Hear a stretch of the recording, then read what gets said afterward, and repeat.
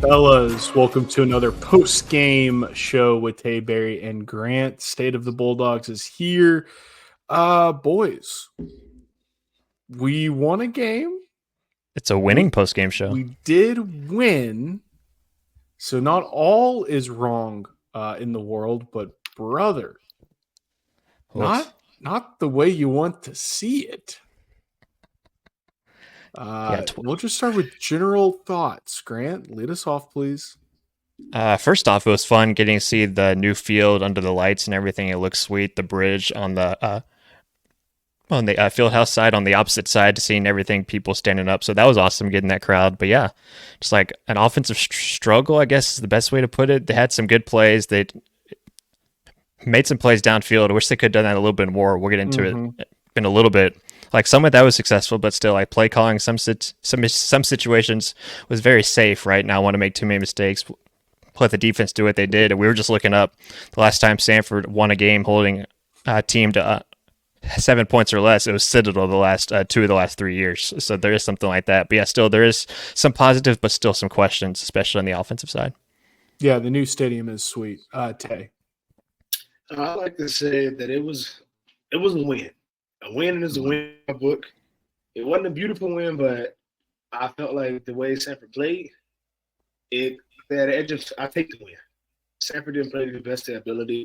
It just came in and it was kind of a mistake. They had a bunch of mistakes. Couldn't really get into the flow on offense for the most part. We wasn't able to get our passing game down. How the hatch attack offense, I would say. Right. It was more of a on the ground, run the ball, hand the ball to Spoon, and let Spoon do what he do. And that's a plus that I said. You see Spoon had one of a breakout game, hard running game. I like to compliment the stadium. Look a lot different when I was there. Yeah. The field was nice. The new bridge on the backside, the little walkover, that was actually beautiful under the lights and that atmosphere.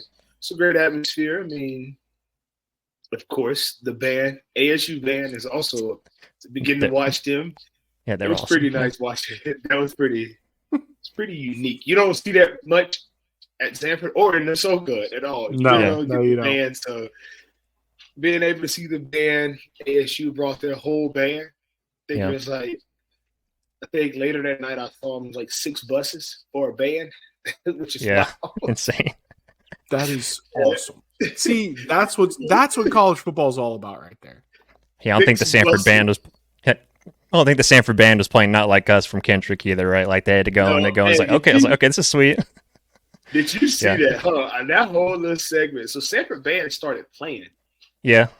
And then ASU started playing They Not Like Us over Samford band, and I was just watching the Samford band director was like, "Hey, cut it." He was like, "Cut it off." Yeah, stop. They've won this round. Yeah. I love a little band battle. Of course, we just cut it. Did the dust come out of the horns when we started blowing? I mean, like, come on now. I mean, Samford is my alma mater, but I couldn't even hear our band the whole time. When our band played something, we heard the PA system behind us, so like we heard the music, but our band was like, all right. We're okay. We'll keep our little band over there in the corner. Yeah, yeah, exactly. Yeah. I don't know, guys. How do we feel about the car advertisement on the side of the field? Little janky. Couldn't we have gotten a more interesting brand? I honestly didn't notice it. I didn't notice it. What car was on the side? Do you think it was TV only? It could have been because there's nothing like an overlay on the turf. Oh, it's about Pollock Automotive. Mm-hmm. Oh yeah, I think he's becoming a big sponsor at Samford. Well, yeah, but like that doesn't mean I want to see his ad on the field. I mean, why can't it be like? I think from what I heard that I'm not sure how true it is, but he had something to do with the new field. So you put a new field at Samford, we put your logo. They do what you want. Yeah. Okay, but was I imagining, or at one point, did it have Cooney's name or Bobby Bowden's name? Like, didn't it have a name on the field or no? So the field is still Bobby Bowden's field. Sure, but it never had his name on it. No, I No, don't it think never so. had his name. Okay. Yeah. It was just it was Bobby. It's Bobby Bowden Field. Then it's the Cooney Sullivan Fieldhouse. I'm not sure who's the stadium named. I think the stadium is named after. Is it P. Hanna? I think they renamed the stadium too. Yeah, it's P. Hanna now. Yeah. I think they renamed it P. Hanna Stadium. Yeah. Yeah, it is. Bobby Yeah. Bowden Field, P. Hanna Stadium, and then the locker, and then the field house is named the Cooney Sullivan Fieldhouse. Okay. Yeah. Okay. There you go. Yeah. Well, yeah. So now we have a little automotive decal on the field. I didn't like the branding when it hit the pro sports. I don't like the advertisements now. Never liked it in soccer. I love how everybody's like, oh, well, the Premier League teams have it on their jerseys. I'm like, yeah, it's ugly. It detracts from, I associate now Chevrolet with Manchester United. Yeah. That shouldn't be. Samsung with Chelsea. Yeah, same kind of thing. Yep. Yeah. I don't like that. Anyway, that's neither here nor there. Boys, all right, let's get started. The good, the bad, the ugly. It feels like this is a little more positive considering we won. But hey, we'll start with you, man. The good. Tell us the good. Good. Hey, if you watched the game, you saw a true physical Samford Football defense that was actually just hitting. It was hitting Alabama State in the mouth. They couldn't move the ball. I mean, we gave up one explosive play. You take that explosive play away, they don't get past. I don't even think they get past the 50-yard line. Yeah. Without that one explosive play or a turnover on offense, but the defense was playing lights out. The D line had a few great sacks. You've seen some guys being able to rush the passer, something that we've been lacking in the last few games. That I feel like if the defensive line played great, the defense played great. That's how I look at it. And it's just you watch those guys. They put in a different personnel on third down. You put your best pass rushers in the game on third down. Get them in a third and long situation. I mean, I can vouch for the defense that the last few weeks we haven't been in third and long situations a lot. It's been kind of third and short, so it's been those in between downs. So you really can't get a good pass rush in. But when you know it's pass for sure, if it's third and 15, how we was putting Alabama State behind the marks, they wasn't able to move the ball for real. They had a little stretch where they was able to run a little bit, but not much. So the defense was good. I would say it was almost great if we didn't give up the big explosive play at I forgot which quarter it was in, but that big explosive pass. Yeah, and we knew the quarterback was a question mark for them, considering their two main guys were hurt. But their offensive line's good. They got a good running back, and they got a few good receivers. So even then, it was still good to see the defense play well. Grant, the good. Yeah, we need to stick with that defense. Like Tay mentioned on ASU's first drive, it was 3rd and 15. They held them to that big incomplete pass on 3rd and 15. So that was like a big first down stop, and it mainly starts with Noah and Jaden inside linebacker, right? Those guys have been all over the field, like literally first position. I want to say Jaden made a tackle like the next play. Noah and Jaden assisted on the same tackle, and they both like celebrate in the middle there. So like when you have those two stalwarts inside like that with Jaden and Noah, they were just awesome. Noah finished with 11 tackles, which was his 5th straight game with double-digit tackles starting over from last year. So it's pretty cool him getting that and not getting that total. I think we'll see a lot of that, and then in the coming weeks after the bye week, Jaden Mosley 7 tackles too. So again, just those two guys in the middle of that defense was awesome to watch, and see them flying around was also pretty fun. And so it'll be interesting to see how much more they can lead this team when we get into conference play.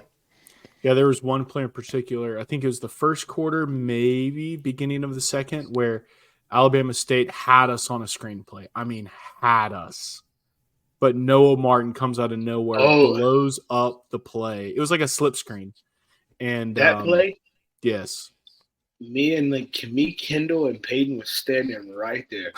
And when they let the pass go and I saw Noah fly in there, I thought it was going to be lights out. Because he read it clean. And it was one of those if he make great contact like how he wanted to, he probably I don't know. I don't like to say nobody get hurt, but that guy that catches that ball, I don't think he holds on to it at all. No. If it's one of the actual I would say like the '90s hits, like the late Yeah. '90s.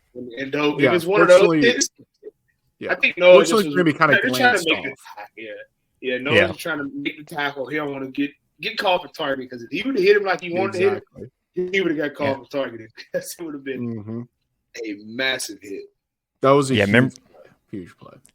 I remember we talked about the first week, maybe Noah kind of over pursuing a little bit in that first game against West Georgia. Could have had a lot more tackles. You're seeing him improve on that over the last couple of weeks, again, getting 11 tackles. All right, boys, the bad. I don't know if we have an ugly. I don't know if anything was just terrible, kind of like the first couple games, but I do have an ugly for that once we get to it. All right, we do have an ugly. So I didn't want to jump the gun there. Sorry, Grant. So the bad. Grant, lead us off. I want to go to the offense. I know they ran the ball pretty well, and it did make some big catches. Ian Cousin had a big touchdown, and he had a great catch on the sideline, kind of in front of me to make a big play, like we're showing here on YouTube. And that's me in the blue polo, kind of forgetting that there's a football player coming my way, not getting out of the way. So I was like, oh shoot, Ian's coming my way. That was a great pass. Yeah, great pass. Him tracking the ball like that, getting over his left shoulder like that. So just a great throw from Quincy. But other than that, it was kind of the offense's inability to move the ball down the field, kind of in the passing game a little bit. There was some questionable safe play calling there, like on third. I want to say it was 3rd and 12 or 3rd and 11 in the second half. At the next to last possession, Samford gained 7 yards to like a 4th and 4, and they punted from inside the 50. So that's kind of a point of I know the defense was playing well, but still that's a point in the offense where you can kill the game. You could finish the game right there, even though you knew the defense would step up. So I think it was just the offense's inability to kind of move the ball down the field with some kind of safe play calling in between there. Yeah, about that. Do you think it's play calling? I mean, Quincy showed some really good throws. It seemed like every play we were running it.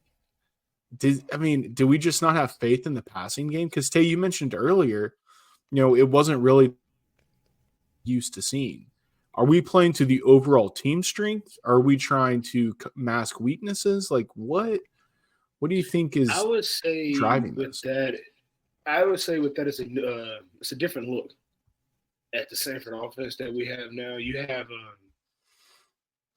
have Quincy that can run. Right. So it brings a different value to the offense. It's just not the old lineup, pass the ball at 50, 60 times a game. So Samford football, it's a little different this year. We're just matching what the actual strengths of our football team is. And that's being able to make them play true to the run game and then open it up with the passing game later. So you see right here, they're probably thinking we're going to run the ball, and we just hit them with a switch route right there, and you hit Mike for a touchdown. So we're still able we're still Samford football. We still can pass the ball no matter. If you want to sit there and get wide and pass the ball and get our tempo in, we still can do it. So it's just that's what was interesting. I think it's also that we have a few guys that don't have the experience on the offensive line as well. So the offensive line has a little struggle sometimes, being able to hold up against the pass rush. So that's probably also that we can't really just get into our passing game we want to. But the offensive line showed some good moments. They're able to move. They'll move you out the way, open up some good holes for running there. They'll hold them off, and we'll be able to get some nice passes and deep passes down. Like you said, we threw a couple of deep balls that was like Samford football. That was actually Samford football. So yeah, kind of one more little bad was kind of in the red zone there inside the 2. Samford on their scoring drive when DeMonte got that touchdown. Samford had 6 plays inside the 2. They had that unsportsmanlike conduct on ASU. It was a chippy game back and forth. You could hear chirping between both sides going back and forth. But yeah, I love it. Yeah, so Samford had help in the 4th and 1. Then it took 3 plays to get in the end zone. So they had 6 plays inside the 2 before DeMonte finished off that drive. Looks like Quincy did score, but it turned out after review he didn't score. So had that going on, but still just a little, not as much push once we get inside the 5, which we kind of talked about a couple weeks ago. But still 6 plays inside the 2. But you did find your way to get in the end zone, so that was a plus. But still. Yeah, the offensive line, to me, that's what's driving a lot of these decisions. Ironically, Saturday they held up against the pass rush better than they have all season. A lot of that, though, I think had to do with the fact we were running the ball and ASU thought we were running the ball every dang play. And so a lot of the play action, it might have been RPO, but when we were run blocking and then passing, the iron shot was a play action pass or an RPO pass, right? Though, so the offensive line is it is the unit holding the offense back. But the sad thing, Tay, is I don't even think they're. I mean, I want to hear what you think, but I don't think they're good enough to sustain a running based offense once we get to conference play. Like, it doesn't strike, as you just said, Grant. There's no push inside the 5. Mm-hmm. I mean, I would say so. I just looking at it, looking at the guys that are on the offensive line, they have some moments, like you said, they held up against the pass rush this week, and that's just if they're able to hold up against the pass rush against other teams, Samford Football will be more effective, and they'll be able to roll how like they would like to roll, and then running the ball also they'll be able to roll as well. Because if you're able to run the ball, it opens up avenues for you to be able to pass the ball as well. Yeah. But yeah, so I mean, I really didn't have a bad. I had a bad. I didn't have an ugly. And now my bad was also going to be just the offense inability to move the ball down the field. So they was able to. Yeah. They had some moment. They running the ball is a good. That's another good. They was able to run the ball, open the ball. You look at the stats today with the offense. They was able to run the ball, and it's just like. Yeah. I couldn't see us get into the flow for real on offense. Mm-hmm. Yeah. So that would be the bad that I have, is that they weren't able to get into the Samford Football flow of being able to just, Samford Football is all about that fast tempo offense. We haven't been able to get into that tempo for real that we would like to at Samford. So that's another thing that kills teams. Teams can't withstand our tempo at Samford at all. Once Samford is rolling, it's hard for a defense to actually and you've seen parts of that during ASU. A couple of those guys that were dropping on that was quote unquote getting hurt. Those are just to slow the offense down. They're not trying to get because when they would do it whenever Samford would pick up a first down, and that's from the rolls. So they were trying to roll, so they just kept dropping like they were hurt. Every team in America do that, but they weren't hurt. They were trying to keep the tempo from getting too high, and if the tempo get high with ASU, they won't be able to hold up at all. Yeah, for sure. All right, so the ugly. Grant, let's hear it. Special teams. Thorley was great. We saw a lot of Will Thorley, 7 punts. He downed a 4 inside the 20. Did have 1 close touchback, which was super close, but still, it's the kicking unit. Having an extra point block and then missing a 29-yarder. It's things like that in those big games on the road when you're playing at Furman, you're playing at Chat, and it's a little too far to go for it. Late in the game, you need to kick a field goal, and still having a kicker you can't rely on to make even inside the 40 yards and in at least is a little suspect. So I don't know if the Bieberstock needs to take the roll back if Forrest Taylor can hold on to it after missing a 29-yarder, then having the extra point blocked. So I think it's just the kicking unit is something that definitely needs to be addressed during this bye week and the prep next week for Furman. Yeah, not a bright spot. Tay, do you have an ugly? I don't have an ugly, but I do have a comment on what you said, Grant. Special team will win or lose you ball games.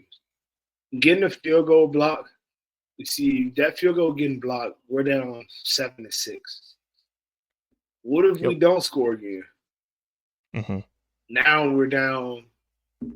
Now they win by 1 point because they blocked the field goal.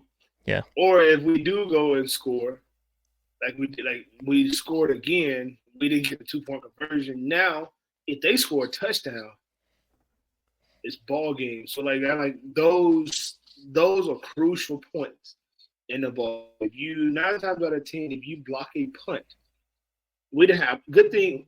Thank God we haven't had a punt block. But if you block a punt in a football game, your chances of winning are a lot higher than they were. So, or if you return a kickoff return for a touchdown, I'm waiting on Never have moments where you see the little Spurs and we get big runs on kickoff return. I'm waiting on them to actually bust a kickoff return for a touchdown. That's a house call.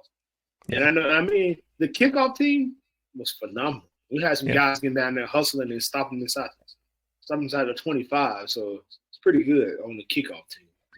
Yeah. Yeah, this is not related to special teams, but I'm looking at the drive chart. It's tough to look at, guys. I mean, we're heading into conference play, and the SoCon is looking nice. We'll go through the scores here in a second, but I mean, I'm just going to read these off. So the first drive was six plays, 14 yards. Second drive was 3 plays, -10. Third drive, 6 plays, 14 yards. 4 plays, 6 yards. That was the first 4 drives of the game. That's a total of 24 yards net over basically the entire first quarter. That ain't going to do it. Like, I don't care how good the defense is. That is not going to play against Mercer, Chattanooga, Furman, West Carolina, and unfortunately even Wofford this season. The touchdown drive we had was only 7 plays. So this team does not lack explosiveness. I think it lacks consistency. And what really stuck out to me of those first few drives was little things here and there, right? Bad snap, entirely miss a block on a pass protection on 3rd and short or second down that blows up the play. I'm not sure if we had a penalty in those first few drives, but it's just little things here and there every couple plays that set us back and keep us from doing anything. And there just seems to be an overall lack of discipline on the offensive side. Fortunately for us, they didn't have a quarterback, so the offense was never going to pose much of a scoring threat. Ironically, the threat that their offense posed was keeping the ball too long, so we didn't have about the 40 chances we needed to score 14 points. So yeah, that is not, like I said, ain't going to play. Yeah, and Samford, 4.2 yards per play. Did have 4 fumbles. Didn't lose any of them, but still 4.2 yards and 4 fumbles are some other things to watch for. Yeah, and that was the one play that really stuck out. So we had just run a counter, and we had guard tackle pulling, and it was a great run, like 4 or 5 yard gain. Boom. It looks like we were running the exact same play, or we had added a read to it, and Witherspoon, just reading Quincy's body language, took the ball, and it ended up in a 5-6 yard loss. This was in those first few drives. And again, mental error, mental mistake. That's just a total drive killer because this team doesn't have the capability of sitting back and throwing a 5, 6, 8 yard route on 3rd and long to convert. So we have to be living with 3rd and 3, 3rd and 4 to have a prayer. Yeah, not feeling too hot. Let's get offense and defense. Let's get y'all's players of the game, and then let's head to the SoCon. Since it's an off week, we're not having a normal Wednesday show, so this is it until our Furman preview next week. So let's hear Tay, your offensive player of the game. My offensive player, I think it'll probably be everybody's offensive player. It'll be Spoon. Yeah, Spoon had a great game. He was running hard. He actually came and he told me before the game. He said, "Just watch this." He said it was going to be one of them. That's what he told me. I was in the fair house. He looked at me. He had a grin on his face. He always got a grin on his face. He's always smiling about something. He just told me, he said, "Watch this." He said, "I'm finna." Hey, he told me he was going to do what he going to do, and he did that. He had can't remember off the top of my head, but he had 130 rushing yards, a touchdown. If you look at the receiving, I mean, our receivers did pretty good as well, too. So you had Mike, and Brendan with 75 and 74 yards. You had 4. They both had 4 catches, so they had a pretty good game as well. But it's looking at Spoon came with an A game with 130 yards, picking up 5 yards a carry. It's pretty good. Mm-hmm. yeah, he played a heck of a game. Grant, offensive player of the game. Yeah, 126 yards on 23 carries is pretty wild, actually, at that total. I was going to go with DeMonte too, but also just a highlight which Tay just stayed. Ian Cousin, we talked about had the touchdown catch, had that big catch on the sideline, like emerging as that kind of other deep threat target on the other side. Guy's got a little more speed. He's older. He's played a lot of football, so still just like seeing him show up and kind of make those big plays when Brendan wasn't open. Brendan did have one drop, which could have maybe been a first down, but still ended up with 74 yards. So I think who we could either choose between Witherspoon and Cousin. So I'll go with Cousin. 4 catches, 75 yards, and then the tud we talked about. Dude, it's awesome seeing Cousin really start to have a season. I mean, he's good. Like, this is the guy we talked about in the preseason, not Cousin literally, but we were talking about we need a third receiver. And Reese has been quiet. He didn't even have positive yards this game. Yeah. So the offense desperately needed another weapon, and Cousin is turning into that dude. So, all right, boys, let's switch sides of the ball. Defensive player of the game, Grant. Defense, I think it's pretty easy, and I highlighted both of them. But I think Noah and Jaden, right, like in the middle of that defense, Noah with 11 tackles, did have half a TFL. Jaden, 7 total tackles, 2 TFL. So, again, those two guys in the middle of the defense, having guys played a lot of football and guys lead to, and having two guys that lead your team, especially when it comes into those big moments later in the year. So I would go with Jaden and Noah for my co-MVPs on defense. Okay. I'm going to be a bit biased because I'm a defensive lineman guy. I'm a defensive line guy. So I'm going to give the defensive player of the game. I'm going to give it to one person, but I got to give some props to the defensive line. If the defensive line don't play as good as they did, Noah and Jaden don't make those plays. But sure. the player of the game goes to – I'll probably – defense player of the game goes to Makai. He's returning off an injury. Let's go. He's returning off an injury, has a major sack. Even on the 2 sacks that we did have that night, he was in on the play that we had the other major sack on the other end. He just didn't get in the party, but I think it was Conroy and Nick who got in on that party. So it was just they was all over. The D-line was all over the place. They was getting pressure. Guys were making plays, and I just had to give it to my guy Mikal. I've seen this kid grow from a freshman into the guy who he is now. He has the potential to be the man on the defensive line for sure. And he's like, if you see guys, nobody's really built how the guy's built. At 270, 6'2", 6'3", the guy can I've seen him. He's long as all get out. I've watched this guy since he actually when he committed to Samford, he was on the official visit with me when he committed to Samford. So I've seen him from high school to committing to Samford and turning into who he is now. And I just want to give him his props. I mean, he didn't play as many snaps as he normally would play as the starter for the Samford defense. I mean, he'd had a knee injury, so with a knee injury, you got to try to watch. You got to kind of watch those injuries. And he came in and made some big plays when he was knee, but even though on the knee injuries, he still got the knee brace on. So no, he's not 100%. He's probably 75, 80, but he made some great plays. Yeah, it was great to see him make that play, and then the fact that we have the bye week, because you're right, Ted. This is the guy that can become the difference maker on the line, and if he does, then this defense, we could have seen a total flip of Samford's identity in turning into a defensive team if he can make that jump. And if we turn into a first pass second defensive friendly team, we might be able to eke out 4th in the conference this year. But we'll see. That's not a very homer take, is it, Grant? No, that's not all sunshine and rainbows over there on the left side of the screen there. Yeah, well, this is why. So the SoCon, as we've said, is I don't blame you.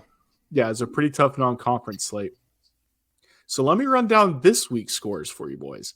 So Citadel played North Greenville, whatever. They won 54-0. 2 wins, Citadel. Basically, I think they're D2. Furman played Stetson, who is FCS, 48-7. Georgia Tech smothered VMI 59-7. But in the shocker of the week, ETSU hung in there with North Dakota State, who, in fairness, had to travel all the way down to Tennessee. But the final score, 38-35. The Bucks are looking okay. On a similar note, Wofford hung in there with William and Mary, 28-21, win for the Tribe, but Wofford was right there. Now, Western had the, I guess, most impressive non-conference win over Elon, 24-17 this week. But the other game that we were all paying attention to, Mercer Chattanooga, who we had all crowned champions basically before the season had started, loses 10-3 against the Bears. 10-3. It was a bloodbath. It was a straight defensive game. I mean, what? 10-3. So SoCon's looking competitive. Samford's style is not, instilling confidence in me. Yeah, Mercer won 10-3 with 103 yards passing. They did have 186 on the ground, though. That's wild. I mean, I put it like this. When it comes to SoCon. Let's hear it. Being in the SoCon for 5 years, it don't matter. You do not pay attention to a team's record in the SoCon. That's fair. A team that is a one-win team, when they get into SoCon play, will come in and beat you like they haven't lost a game. Yeah. I've seen it fair and square with Wofford not looking so good, but go in and beat somebody like Chattanooga who's balling. It's fair and square. Like, it always happened. Even if Samford isn't having the year that we had when we was SoCon champion, there's been some shakeup. Samford has probably can lose, but has been in a position where they've lost 2 to 3 conference games, and a team that you do not expect to win a game will come in and SoCon play and beat another team. You have to, no matter who you are, you have to bring your A game in the SoCon every week. Yeah. Or you will get beat by some of those teams. I know it was. I'm like, you go ahead. But I was done. But it was just when it comes to, I know, like you stated out Western with the win over Elon. Yeah. Western actually did pretty good against NC State too. Yeah. Oh yeah. So, went down to the wire. Gonzalez was awesome. That didn't surprise me with that at Elon, and it's just like, you're like, all right, these teams are. And another thing that I want to point out that I've always said, those teams like North Dakota State, they always want you to come up there and play them. Because it's kind of a home field advantage. If we fly from Birmingham to North Dakota State, which is almost Canada, come down here to Birmingham and play the Samford Bulldogs and see if you can withstand this Alabama muggy humidity down here at a 12 o'clock kickoff. Let's see if those guys can hold off in that. Like, it's crazy. You've had teams that are so kind of. I'm a prime witness of this. A player from Wofford was like, dude, how do y'all do this down here? There's no way y'all can breathe, run, even get in your stance and have an effective move to do. He's like, bro, I'm dying, man. His offensive lineman told me this. He was like, it's ideal different to be down here playing in this. So when I heard you say they went to Johnson City, Tennessee, I was like, oh, so they came down here. Mm-hmm. Yeah. I didn't know where they played it. I just know we got feedback that they almost won. I was like, what? I was like, all right. Hey, we said that last week. Yeah, we said that last week. We can't believe North Dakota State's coming down to Tennessee to play a game like that. Like that never happens. Yeah, that's crazy. To come down here, it's crazy. No, Tay, I was only going to say we were playing spoiler against Wofford in their kind of dynasty run in the early 2010s. So maybe Samford plays spoiler this year, or maybe we get lucky and back our way into a little championship. We do have Western and UTC down the stretch in what could be pivotal games if it is just a bloodbath in the conference, which it could be. It could be. That's going to be a tough one. Yeah. And I think having this bye week gives Samford the the chance to get their groove. Heard some good things that Samford had. Probably the best week of practice that they've had all week. Like it's just defensive wise. So like those guys. Okay, that makes more sense. Yeah, I'm I saying, was no, like, I'm just have saying we that's just why not I've been heard. practicing? But yeah. No, I'm just saying, just talking to guys, just like what's going on. It's like I mean, we're ready. It's like we're ready. Had a great week of practice. It's like all right, good. God, Like, imagine if they had a bad week of practice. Oh my gosh. Oh, you practice as like Coach Hacker said. You practice. You shall play. That's how you practice. How you want to play. Yeah. Oh, for sure. Great week of practice. A great week of preparation. Yeah. It's great. So with them having this bye week right now, it gives them a gut check. All right, this is what we got to do. Let's start preparing like this, and let's do this so we can take over and roll through the SoCon. Come back, because if the offense is clicking like they were, like they were clicking in the first when we played West Georgia, the offense is clicking and moving the ball, scoring points, and the defense is holding people to 7 points. Nobody can beat the Samford Bulldogs. So. It's Unfortunately, we're a little bit better quarterbacks than Alabama State's third string, but I hear you, Tay. So let me ask you, last question. I didn't even know he was a third string. Well, he may be fourth when the season all shakes out, but technically fourth. 'Cause he didn't start last week. Like they started somebody else, and this guy from Thompson, local Thompson High School, was a quarterback at Thompson. So, yeah. All right. Let me ask you this. All right, so Grant, Tay, we're headed out of this non-conference season, going into the bye week. Got the full conference slate ahead of us. Tennessee Tech is somewhere down the road, but not there yet. Knowing what you know about the other teams thus far, and the weird Mercer UTC result, which who would have thought UTC would only score 3 points? What is our identity on offense? And are we going to be able to score enough points to be competitive? Tay, we'll start with you. I mean, I haven't seen a year where Samford Football hasn't averaged at least 28 points a game. So I feel like we would get that. We would fix all the kinks that we have on the offense, and we'll actually start scoring points. So like once we figure the little like being able to get into the high tempo offense that Samford is known for, we give teams trouble because if I need the defense to keep the same momentum how they played this week against anybody else with the same energy and the same type of physicality that they had this week. Play lights out like they did this week, and the offense start clicking, and Quincy is throwing for 300, Spoon running for 100. That's ideal. That's ideal.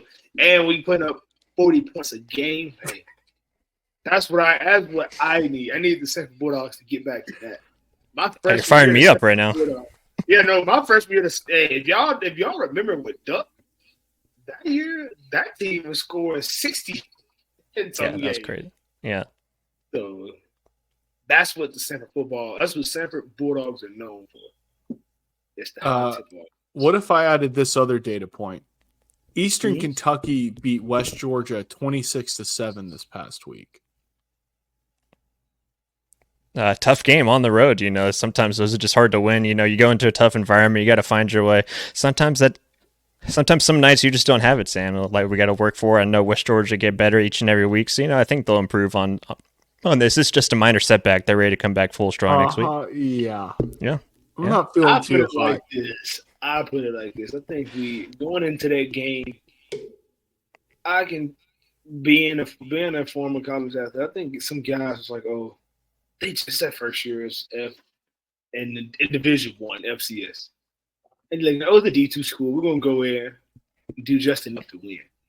That's how I think we took that approach to West Georgia. And West Georgia got some players, but Eastern Kentucky, I think aren't they known for getting some okay transfers? They're okay. They're okay. I'm gonna say they're okay. They're known for getting some okay transfers. I don't know. They're not good. Just put it look at it like this. The college football world is crazy right now. You got teams like who did Mississippi State just play? Are you allowed to return transfers? Can you do that? Florida State's asking that question. Florida But I State's don't know if asking anyone that else- question. A couple other teams are asking that question. Asking what? If you can we return the transfers? Yeah, can we stop Fortunately, the? fortunately, Can we Samford's stop the not- direct deposit? Well, yeah. I was about to say, fortunately, like when we whip, it's not a $400,000 mistake. That's the bright spot for Samford football right now is that automotive decal doesn't have to become like 50 decals on the turf. But Grant, tell us what your perception is of what our identity is going to be on offense and how it might fit rolling forward in the SoCon. Tay's ready to just win the conference right now. Yeah. I'm sitting here thinking we're going to be fortunate to win 3 games, Grant. No. Yeah, this sounds like a guy who was just in the locker room last year. He still got a little bit of that fire in him. We do this, and this. We can do this. And we do have that same stuff. We do have that same thing as fans, right? We do. Well, obviously, we're on the outside looking in, but still, obviously, a different perspective. But I think the offense does have that big play ability in them. I mean, we saw it in West Georgia, that big play to Brendan, and then on Saturday, that big play to Cousin down the sideline. So they do have some of that in them. It's just a matter of how much do you rely on the run versus the pass. On Saturday, Samford ran 72 plays. 47 of those resulted in a rush, and then 25. Quincy was 19 of 25. So there was more pass to rush in that, more rush to pass in that scenario. But I think the offense does have that big play in him, and as Quincy gets more comfortable with the offense, again, this was only his 4th or 5th career start, right? So it's just him getting more confident in the system, getting more confident with the guys. Maybe it's a good reason that this bye week is right now. Just kind of get, okay, we played 3 games. Let's run through at least 2 of the 3 games. Those minor things and work on it for next week once you get to conference play. And then on defense, I think the defense will be fine. It's just a matter of how much they hold up in the past, right? ASU wasn't going to force the ball down the field, even though they did have that one big play. So I think the defense will start to find its footing. I don't know about winning the conference and finding a way, but I think the defense, it's just a matter of how well they defend the pass. I think the rush defense will be fine, especially with that front 7. So it's just a matter of how well the back 4 plays. So I think that's a little bit on each side going into Furman on the 28th. Yes, in the defense we trust, and in the offensive line we trust. I think that's my biggest reservation is if we are going to be a run-based team, I would like to have a little bit better run-based offensive line, and we just are not equipped like that. So it'll be interesting. Enjoy the off week, everybody. We got Furman and either our 99th or 100th episode next week. Everybody enjoy the week. Tay, Grant, thank you, boys. It was good to win. We didn't have to cancel this podcast. It was good to get the win. A win's a win. Yep. A win is a win is a win is a win. Let's keep stacking them. State of the Bulldogs. That's right. How it look don't matter. That's right. How it doesn't matter. A win is a win. Is a win. About 1 point or about 50. 12 to 7. Might be a long way till basketball season, but State of the Bulldogs is out.